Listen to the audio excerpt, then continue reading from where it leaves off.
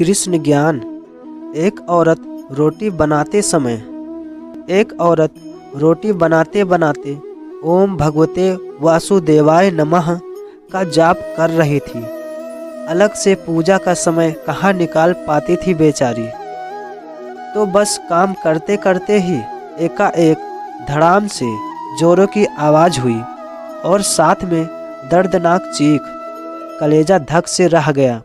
जब आंगन में दौड़कर झांकी तो 8 साल का चुन्नू चित्त पड़ा था, खून से लथपथ। मन हुआ दहाड़ मारकर रोए, परंतु घर में उसके अलावा कोई था नहीं। रोकर भी किसे बुलाती। फिर चुन्नू को संभालना भी तो था। दौड़कर नीचे गई तो देखा चुन्नू आधी बेहोशी में माँ की रट लगाए हुए है। अंदर की ममता ने आंखों से निकलकर अपनी मौजूदगी का एहसास करवाया। फिर 10 दिन पहले करवाए अपेंडिक्स के ऑपरेशन के बावजूद ना जाने कहां से इतनी शक्ति आ गई कि चुन्नू को गोद में उठाकर पड़ोस के नर्सिंग होम की ओर दौड़ी। रास्ते भर भगवान को जी भरकर कोसती रही, बड़बड़ाती रही, हे कन्हैया, क्या बिगाड़ा था मैंने तुम्हारा, जो मेरे ही बच्चे को।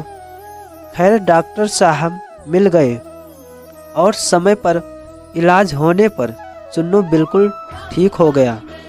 चोटें गहरी नहीं थी, ऊपरी थी, तो कोई खास परेशानी नहीं हुई।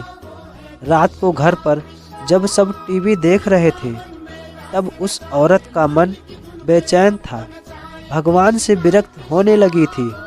एक माँ की ममता प्रभुसत्ता चुनौती दे रही थी। उसके दिमाग में एक दिन की सारी घटना चलचित्र की तरह चलने लगी। कैसे चुन्नू आंगन में गिरा कि एकाएक उसकी आत्मा सिहर उठी। कल ही तो पुराने चापाकल का पाइप का टुकड़ा आंगन से हटवाया है, ठीक उसी जगह था जहाँ चिंटू गिरा पड़ा था। अगर कल मिस्त्री ना आया होता तो उसका हाथ अब अपने पेट की तरफ गया, जहाँ टाँके अभी हरे ही थे। ऑपरेशन के आश्चर्य हुआ कि उसने 20 से 22 किलो के चुन्नू को उठाया कैसे वो आधा किलोमीटर तक दौड़ती चली गई। फूल सा हल्का सा लग रहा था चुन्नू।